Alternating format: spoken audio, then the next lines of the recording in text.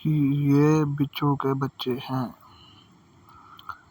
بچھو بچے پیدا کرنے کے بعد ان کو اپنی کمر پہ بٹھا دیتا ہے اور یہ بچے اپنی ہی ماں کی کمر کا گوشت نوچ نوچ کر کھاتے رہتے ہیں۔ ماں طاقت رکھنے کے باوجود کچھ نہیں کہتی، شکوہ نہیں کرتی، چپ چاپ تکلیف سہتی رہتی ہے اور یہ بچے اس کا گوشت کھاتے رہتے ہیں۔ ماں چلنے کے قابل نہیں رہتی، لیکن بچے خود چلنے کے قابل ہو جاتے ہیں۔ تب تک ان کی ماں بھی مر جاتی ہے اور یہ بچے اپنی زندگی میں مگن ہو جاتے ہیں۔ آج ہم میں سے بہت سے لوگ بالکل بچھو کی طرح بن چکے ہیں۔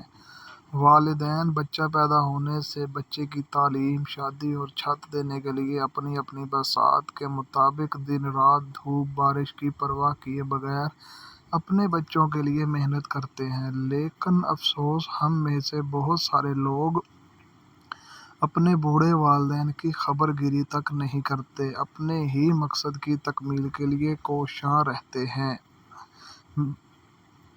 بالکل بچھو کی طرح۔